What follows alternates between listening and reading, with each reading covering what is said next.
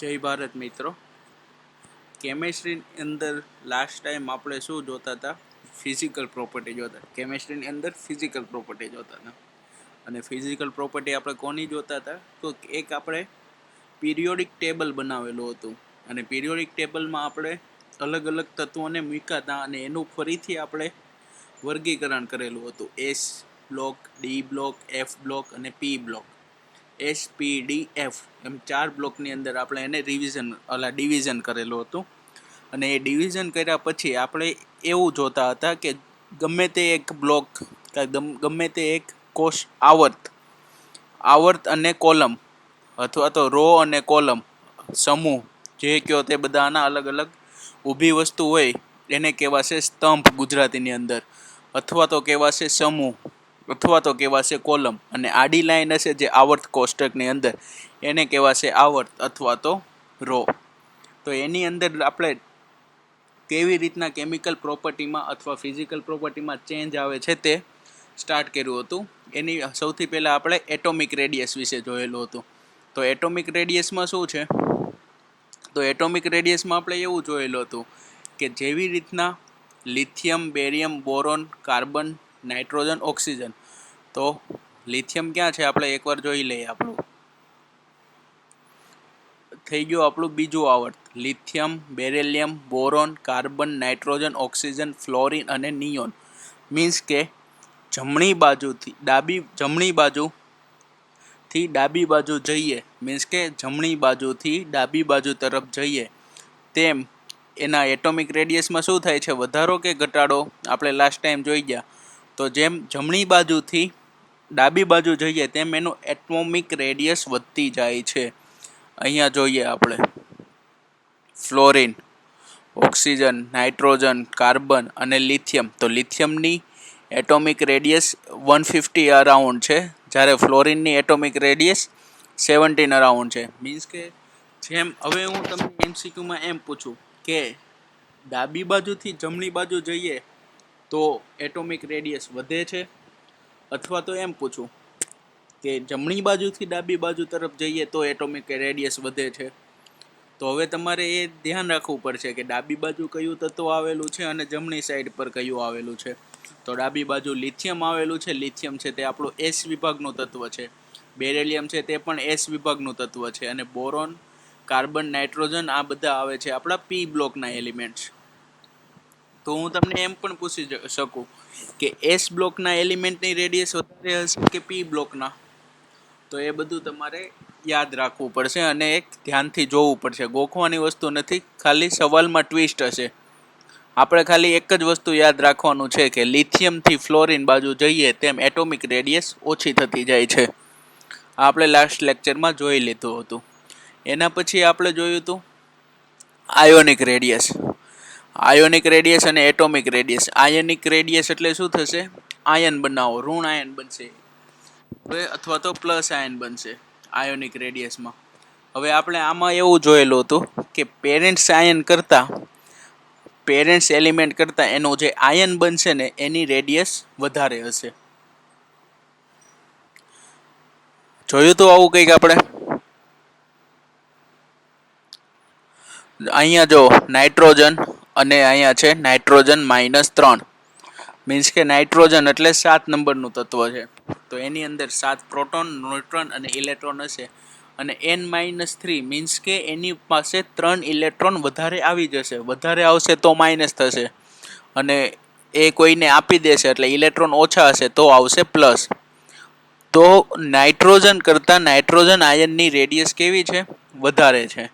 એવી જ રીતના ઓક્સિજન કરતાં ઓક્સિજન આયનની રેડિયસ વધારે છે. સલ્ફર કરતાં સલ્ફેટ આયનની રેડિયસ વધારે છે. ફ્લોરિન કરતાં ફ્લોરાઇડ આયનની વધારે છે. ક્લોરિન કરતાં ક્લોરાઇડની વધારે છે. અને આ શું કામ એને આવું છે? તો ઇલેક્ટ્રોન એની અંદર વધારે આવશે તો ઇલેક્ટ્રોન વચ્ચે રિપલ્સન વધશે. મેન વસ્તુ છે એટ્રેક્શન અને રિપલ્સન ફોર્સ ઉપર પણ આધાર રાખે છે. જો ઇલેક્ટ્રોન વચ્ચે રિપલ્સન વધી જશે તો એટમ છે તે આપણો મોટો બનશે, અને એટમ મોટો બનશે તો એની રેડિયસ ડેફિનેટલી વધવાની છે. આ પણ આપણે લાસ્ટ લેક્ચરમાં જોઈ ગયા હતા. પછી એક આવ્યું હતું આયનાઇઝેશન એન્થાલ્પી. તો તો આયનાઇઝેશન એન્થાલ્પી, પહેલાં તો આયનાઇઝેશન એટલે શું કે કોઈ પણ આયનમાંથી, કોઈ પણ એટમમાંથી આપણે એનામાંથી એક ઇલેક્ટ્રોન દૂર કરવીને પોઝિટિવ આયન બનાવીએ છીએ, તો એ થશે એનું આયનાઇઝેશન, એને કહેવાય આયોનાઇઝેશન. અને એના માટે જે એનર્જીની જરૂર પડે અથવા જે એનર્જીમાં ચેન્જ થાય, વેરિએશન થાય, એને કહેશું આપણે આયોનાઇઝેશન એન્થાલ્પી. હવે આમાં આપણે શું જોયું હતું કે આયોનાઇઝેશન એન્થાલ્પીમાં એવું હતું કે આયન પ્લસ આયન છે. ધારો કે કોઈ પણ એક તત્વ આપણે સોડિયમ લીધું, તો સોડિયમની જગ્યાએ સોડિયમમાંથી આપણે બનાવશું, સોડિયમનો નંબર કેટલો છે 11, તો એની બહારની કક્ષામાં કેટલા ઇલેક્ટ્રોન હશે 1. તો સોડિયમ શું કરશે, તે એ ઇલેક્ટ્રોન ગુમાવીને એને પ્લસ બનાવશે, પોઝિટિવ આયન, તો એની અંદર થઈ જશે ઇલેક્ટ્રોન કેટલા 10. તો આમાં આપણે શું જોયું હતું કે આયનાઇઝેશન એન્થાલ્પી છે ને, મીન્સ કે એને પ્લસ અને એને, તો એનેમાંથી એને પ્લસ બનવા માટે કાં તો આપણે એને ઉર્જા આપવી પડશે, કારણ કે એક ઇલેક્ટ્રોન દૂર કરવો છે, તો એ ઇલેક્ટ્રોન દૂર કરવા માટે ઉર્જા આપવી પડશે, અથવા તો તે ઉર્જા મુક્ત કરશે, અને એ જે ઉર્જાનો ફેરફાર થયો ને એ થઈ જાય આપણે આયોનાઇઝેશન એન્થાલ્પી. હવે આમાં આપણે એવું જોયું હતું કે આયોનાઇઝેશન એન્થાલ્પી છે ને એ પહેલાં કરતાં બીજાની વધારે હશે, મીન્સ કે એને પ્લસ અને એને 2+, એ રીતના આપણે જોયેલું હતું, યાદ હોય તો તમને. The second ionization enthalpy will be the bigger than the first ionization enthalpy because it is the more difficult to remove the electron for the positive charge ion than from the neutral atom.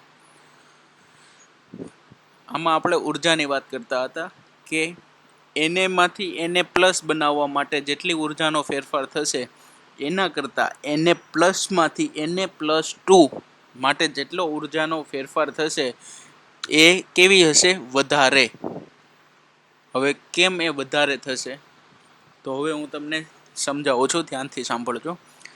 એને એટલે sodium, સોડિયમનો પરમાણુ ક્રમાંક છે 11 અને એની electron રચના હશે 281. 281 એટલે કઈ રીતના, પહેલી કક્ષામાં 2 ઇલેક્ટ્રોન, બીજી કક્ષામાં 8 ઇલેક્ટ્રોન અને 1 ઇલેક્ટ્રોન વધ્યો તે ત્રીજી કક્ષામાં હશે. પરમાણુ ક્રમાંક 11, ઇલેક્ટ્રોન રચના 281.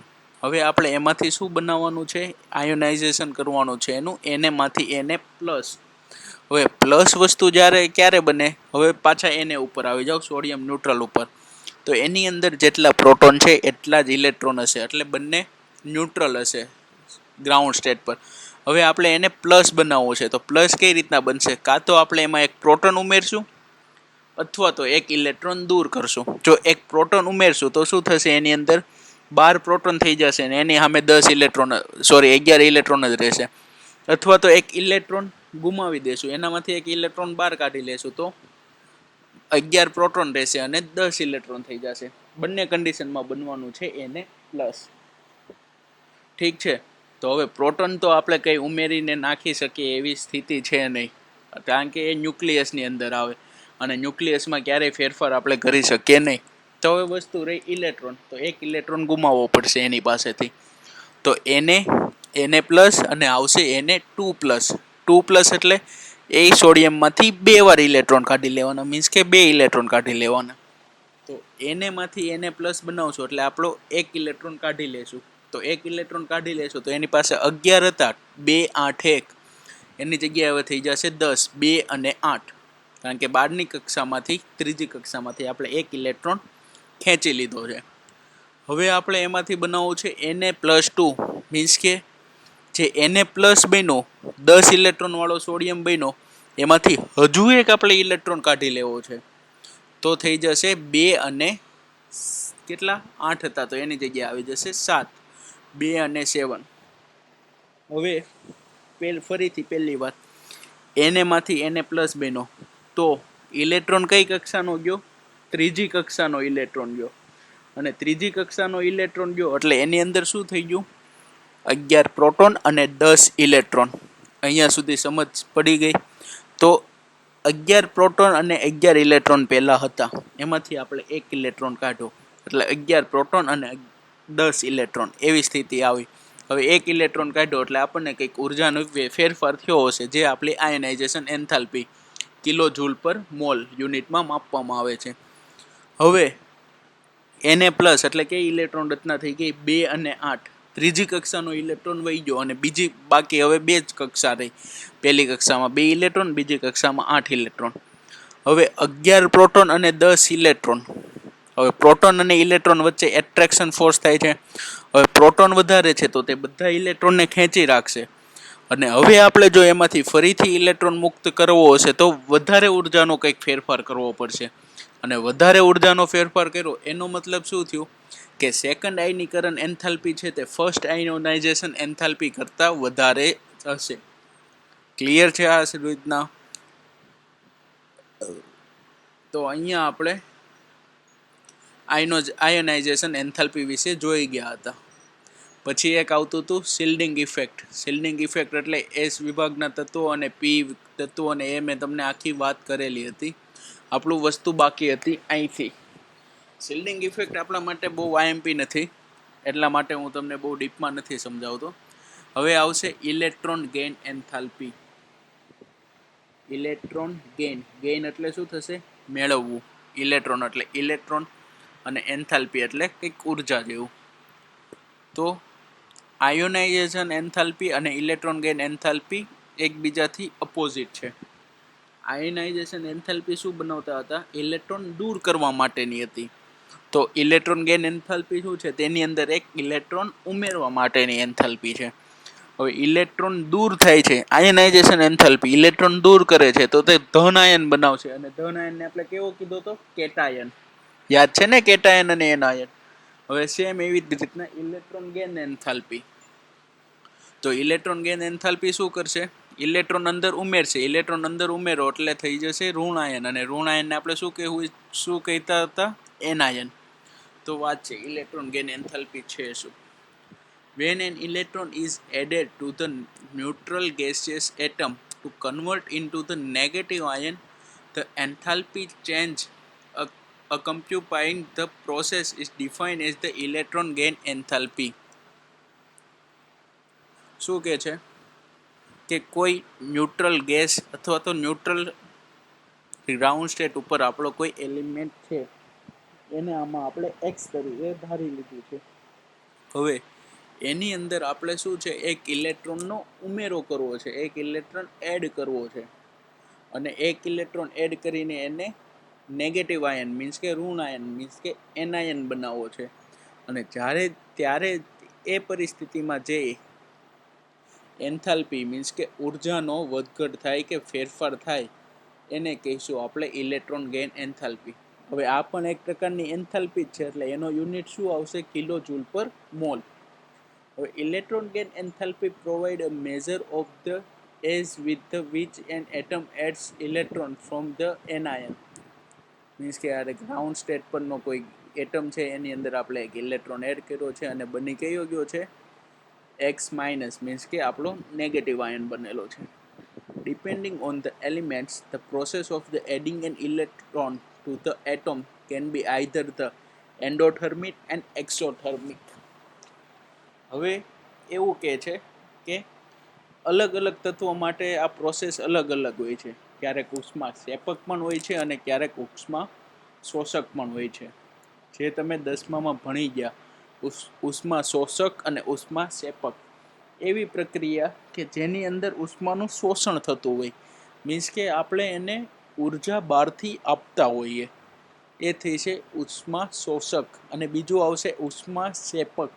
મીન્સ કે જે પ્રક્રિયા દરમિયાન આપણને ઉર્જા બહાર મળતી હોય, તો એ થશે ઉષ્મા સેપક. અને એનું અંગ્રેજી નામ છે એન્ડોથર્મિક અને exothermic. Added to the atom and the endothermic, added to the atom and the electron gain enthalpy is a negative. For the example, group number 17 means કે halogen group have a very high negative electron gain enthalpy because they attain the stable noble gas electronic configuration by picking up the electron. Means કે શું કહેવા માંગે છે કે જે આપણા 17મા સમૂહનું તત્વ છે, 17મો સમૂહ એટલે કયો થશે? હેલોજન. એને આપણે હેલોજન કહીએ છીએ. 18મો સમૂહ છે તે ન્યુટ્રલ ગેસ. સમૂહ નંબર 1 આલ્કલી ને બીજું છે આલ્કલાઇન ને એસ વિભાગના તત્વો જે 2 છે તે. હવે 17માં સમૂહમાં કયું આવશે? Fluorine, chlorine, bromine, iodine. Fluorine, chlorine, bromine, iodine. આ આખો સમૂહ છે તે 17મા નંબર સમૂહ આવર્ત કોષ્ટકમાં. તો હવે 17મા નંબરનો સમૂહ છે, તો આની 12ની કક્ષાની ઇલેક્ટ્રોનમાં કેટલા હશે? એક ઇલેક્ટ્રોન જ ઘટતા હશે. મીન્સ કે આપણે સૌથી પહેલા લઈ લઈએ ફ્લોરિન. તો ફ્લોરિનનો પરમાણુ ક્રમાંક કેટલો થશે? 9. તો ફ્લોરિનની ઇલેક્ટ્રોન રચના 2 અને 7. 9 થઈ ગયા. પહેલી કક્ષામાં તો 2 જ ઇલેક્ટ્રોન સમાઈ શકે, બીજી કક્ષામાં સમાઈ શકે 7, પણ ફ્લોરિન પાસે ટોટલ છે 9. 2 તો વ્યા ગયા પહેલી કક્ષામાં, તો બીજી કક્ષામાં કેટલા વધ્યા? 7 ઇલેક્ટ્રોન. તો તે 7 વહી જશે બીજી કક્ષામાં. હવે કોઈ પણ તત્વ છે તે પરમાણુ કક્ષાનો અષ્ટકના નિયમ પ્રમાણે 12ની કક્ષામાં 8 ઇલેક્ટ્રોન કરીને સ્ટેબલ થવાનો ગુણધર્મ ધરાવે છે. કોઈ પણ તત્વ હોય તેને સ્ટેબલ રહેવું હોય. એટલે ફ્લોરિનની પાસે 12ની કક્ષામાં કેટલા ઇલેક્ટ્રોન છે? 7. ઘટે છે કેટલો એને? કોઈ પાસેથી 1 ઇલેક્ટ્રોન મળી જાય તો એની અષ્ટક રચના પૂરી થઈ જાય અને તે નિયોન જેવી ઇલેક્ટ્રોન રચના પ્રાપ્ત કરી લે, 2, 8. અને કયો આયન બની જશે? ફ્લોરિન માઇનસ, F માઇનસ, કારણ કે 1 ઇલેક્ટ્રોન એને મેળવી લીધો. તો આ લોકો છે ને, આ આખો સમૂહ છે ને, તે ઇલેક્ટ્રોન ગોતતું હોય બધા પાસેથી. એને 1 ઇલેક્ટ્રોન મળી જાય ને તો એ સ્ટેબલ થઈ જાય. તો એ 1 ઇલેક્ટ્રોન મળી જાય ને તો એનું શું થશે કે એની એન્થાલ્પી કેવી હશે? હાઈ નેગેટિવ હશે હાઈ, પણ કેવી? નેગેટિવમાં હશે. મીન્સ કે એ ઇલેક્ટ્રોન ગોતતું જ હશે. એને કોઈની પાસેથી ઇલેક્ટ્રોન મેળવીને અષ્ટક રચના પૂરી કરવી હોય. જેમ કે માની લો ક્લોરિનનો પરમાણુ નંબર છે 17. મીન્સ કે એની અંદર 17 પ્રોટોન અને 17 ઇલેક્ટ્રોન હશે.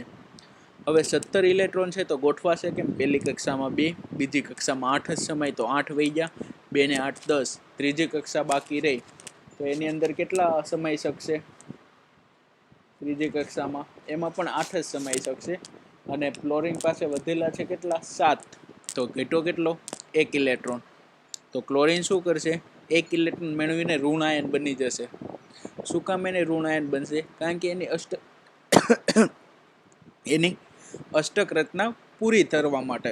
અષ્ટક રચના પૂરી થશે તો એનો પરમાણુ એની અંદર આવશે 18 ઇલેક્ટ્રોન. અને 18 ઇલેક્ટ્રોન થશે તો પહેલી કક્ષામાં 2, બીજીમાં 8 અને ત્રીજીમાં 8. તો એ નિષ્ક્રિય નોબલ ગેસ જેવો થઈ જશે. એટલે 17મા સમૂહના તત્વો છે ને તેની એન્થાલ્પી કેવી હશે? તેની એન્થાલ્પી હશે હાઈલી નેગેટિવ. એવી જ રીતના બીજી બાજુ જોઈએ કે નોબલ ગેસ મીન્સ કે આપણો 18મા તત્વના 18મો સમૂહ છે, હિલિયમ, આર્ગોન ને તે બધા. તો એમાં શું થશે? એના other end the noble gases have the large positive electron gain enthalpy because the electron has to enter the next higher principal quantum level leading the very unstable electronic configuration. It may be noted that electron gain enthalpy have the large negative value toward the upper right to the periodic table. હવે છે 18મા સમૂહના તત્વો. તો 18મો સમૂહ તો already નિષ્ક્રિય જ છે. એટલે એ શું કરશે? ઇલેક્ટ્રોન આપણે એની અંદર નાખવો છે ને તો એ પહેલાં તો એક્સેપ્ટ જ નહીં કરે, કારણ કે એ અનસ્ટેબલ થઈ જશે. અને ફરીથી કે એની એક નવી સેલ ઉત્પન્ન કરશે. ધારો કે બીજી સેલમાં 2 ઇલેક્ટ્રોન, પહેલીમાં 2 ઇલેક્ટ્રોન, બીજીમાં 8 ઇલેક્ટ્રોન, ત્રીજીમાં 8 ઇલેક્ટ્રોન. હવે કોઈ એવો તત્વ છે કે એને 18 નંબરનો તત્વ આપણો આર્ગોન લઈ લઈએ, તો એમાં શું થશે? 2, 8, 8 એ રીતના ઇલેક્ટ્રોન રચના પૂરી છે. હવે આપણે એની અંદર કોઈ ઇલેક્ટ્રોન નાખશું તો એ ચોથી કક્ષામાં થશે. એટલે મીન્સ કે એનું energy level, quantum level leading, means કે એનો મતલબ છે તે ચોથી કક્ષા નવી ઉમેરાશે એમાં, અને કોઈ અનસ્ટેબલ થઈ જશે. તો કોઈ એવી વસ્તુ નથી કે જે અનસ્ટેબલ થવા માંગતી હોય પીરિયોડિક ટેબલમાં. તો એની છે ને ઇલેક્ટ્રોન ગેઇન એન્થાલ્પી કેટલી હશે? હાઈલી પોઝિટિવ હશે. મીન્સ કે એ એક્સેપ્ટ જ નહીં કરે ઇલેક્ટ્રોન. તમે ગમે એટલું ટ્રાય કરશો, પછી બહુ તેના પર પ્રેશર અને દબાણ આપીએ તો પછી એની અંદર ઇલેક્ટ્રોન લઈ લે. મીન્સ કે એને વધારે એનર્જીની જરૂર પડે છે. જ્યારે પહેલાંને કેવી છે? હાઈલી નેગેટિવ, મીન્સ કે ઝડપથી લઈ લેશે. અમુકની આપણને એનર્જી આપશે કે ભાઈ તમે મને ઇલેક્ટ્રોન આપો, હું તમને એનર્જી આપીશ. આ હતું ઇલેક્ટ્રોન gain enthalpy.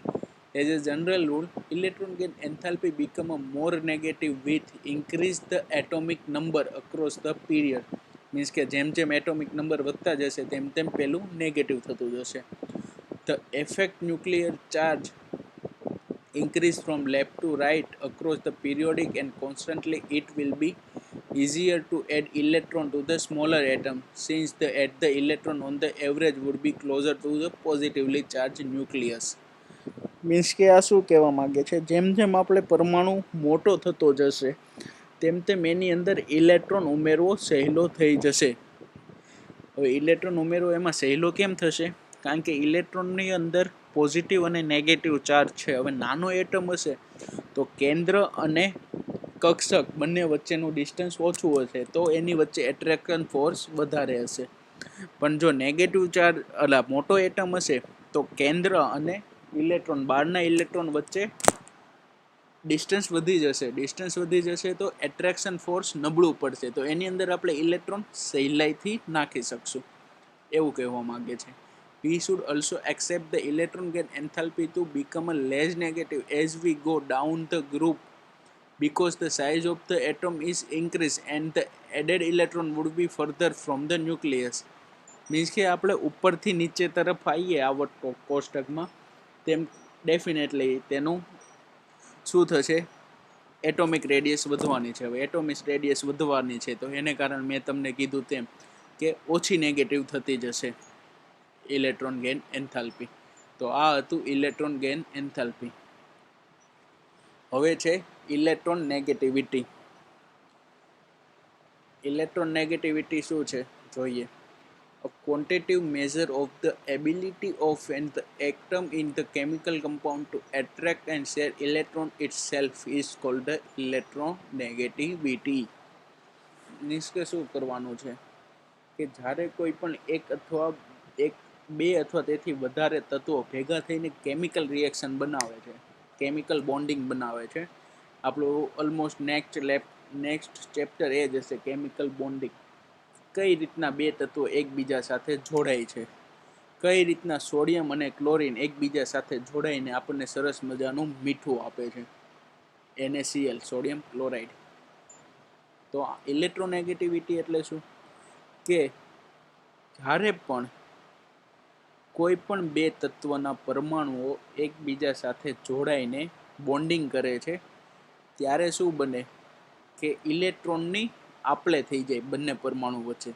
કાં તો એક પરમાણુ બીજા પરમાણુને ઇલેક્ટ્રોન આપે અથવા તો એક પરમાણુ બીજા પરમાણુ પાસેથી ઇલેક્ટ્રોન લે અથવા તો બંને તત્વોના પરમાણુ ઇલેક્ટ્રોનની ભાગીદારી કરી નાખે. એ આપણે કેમિકલ બોન્ડિંગ નામના ચેપ્ટરની અંદર ડીપમાં જોશું. તો જ્યારે આવી પરિસ્થિતિ આવે છે ત્યારે કયું તત્વ ઇલેક્ટ્રોન આપવાની વૃત્તિ વધારે ધરાવે છે એ વસ્તુને કહેવાશે ઇલેક્ટ્રોનેગેટિવિટી. કે જ્યારે કોઈ પણ બે તત્વના પરમાણુઓ એકબીજા સાથે કમ્પાઉન્ડ થાય જોડાય છે તો ત્યારે કયો તત્વ ઇલેક્ટ્રોન આપે છે અથવા કયો તત્વ ઇલેક્ટ્રોન લે છે અથવા તો ઇલેક્ટ્રોનની ભાગીદારી થાય છે.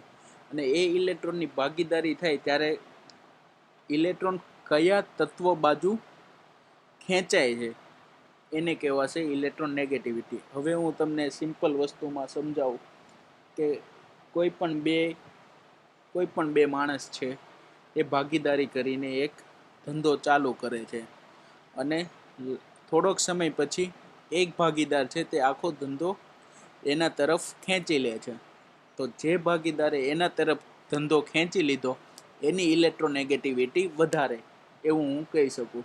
અને જેને પોતાની તરફ ધંધો ખેંચી નથી શક્યો તેની ઇલેક્ટ્રોનેગેટિવિટી ઓછી છે. એ બંનેની કમ્પેરિઝન સમજાઈ ગયું. ઇલેક્ટ્રોનેગેટિવિટી એટલે શું?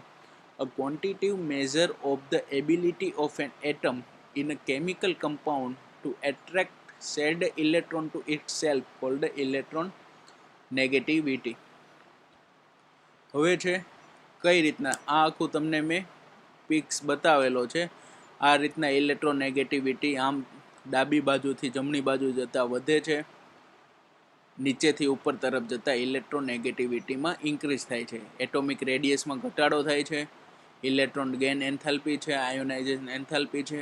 આ ફોટા ઉપરથી તમે બધી જ વસ્તુ જોઈ શકશો. હવે હું તમને એમ કહું કે હું આવર્ત કોષ્ટકની અંદર ઉપરથી નીચે તરફ આવું છું તો મારે એટોમિક રેડિયસમાં શું ફેરફાર થશે. તો આપણે એટોમિક રેડિયસ એરોવાળો જો, તો ભાઈ એટોમિક રેડિયસ વધે છે. એમ પૂછું, ઇલેક્ટ્રોનેગેટિવિટી ઉપરથી નીચે બાજુ આવું છું તો ઘટે છે, પણ નીચેથી ઉપર બાજુ જાઉં છું તો વધે છે. એવી જ રીતના અત્યારે આપણે જે 4 વસ્તુ જોઈએ તે 4 મેં આમાં દર્શાવેલી છે. હવે fluorine has the highest electronegativity value 4. હવે વેલ્યુ 4 કઈ રીતના આવ્યું એ આપણે પછીથી જોશું નેક્સ્ટ ચેપ્ટરમાં. પણ સૌથી વધુ આવર્ત કોષ્ટકમાં સૌથી વધારે ઇલેક્ટ્રોનેગેટિવ હોય ને તો તે છે ફ્લોરિન. હવે નોન મેટાલિક એટલે મેટલ ના હોય ત્યારે, તો આવર્ત કોષ્ટકમાં જમણી બાજુથી ડાબી બાજુ આવીએ તેમ મેટલ તત્વો મેટાલિક થાય છે, અને પહેલી બાજુ જઈએ તે નોન મેટલ થાય. મીન્સ કે એસ વિભાગના તત્વો છે તે પ્યોર મેટલ છે આપણા. Non metallic elements have a strong tendency two gain electron. Therefore, electronegativity is directly related to that non-metallic property of the electron.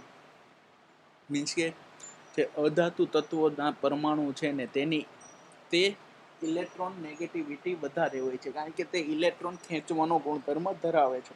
હવે સોડિયમ ક્લોરાઇડ, મીઠુંની વાત કરીએ, NaCl, તો Na છે તે ધાતુ છે, Cl છે તે અધાતુ છે. તો એમાં ઇલેક્ટ્રોનેગેટિવિટી મીન્સ કે ભાગમાં આવેલા ઇલેક્ટ્રોન ક્લોરીન છે ને ખેંચી જશે એની પાસે. હવે ધાતુ તત્વની ઇલેક્ટ્રોનેગેટિવિટી ઓછી છે. It can be further extended to say that the electronegativity is inversely related to the metallic property of the elements. Means કે જે તત્વો જેટલું વધારે મેટલ એની ઇલેક્ટ્રોનેગેટિવિટી એટલી ઓછી.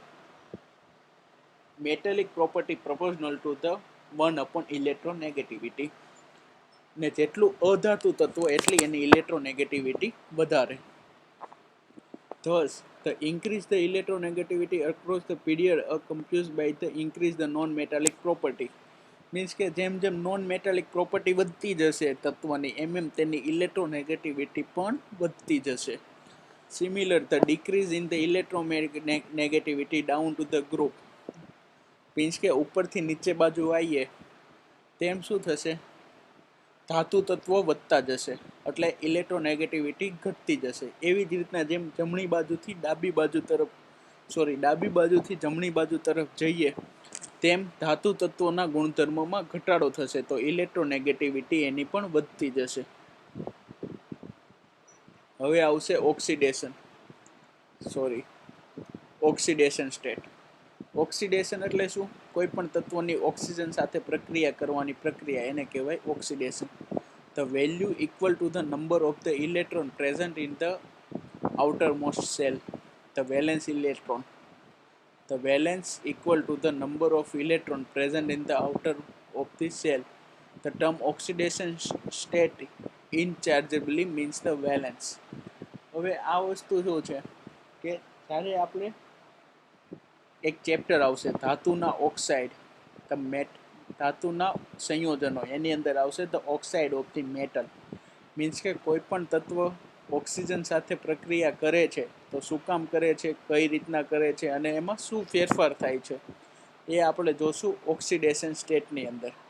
અત્યારે શું તમે માની લો તે વેલેન્સ ઇલેક્ટ્રોન છે ને જેટલા બહારની કક્ષામાં, જે તત્વની બહારની કક્ષામાં જેટલા મુક્ત ઇલેક્ટ્રોન હોય ને એને એનું ઓક્સિડેશન સ્ટેટ કહેવાય. અને આપણે આને ડીપમાં એક આખું ચેપ્ટર ભણવાના છીએ. The term oxidation state interchangeably means the valence.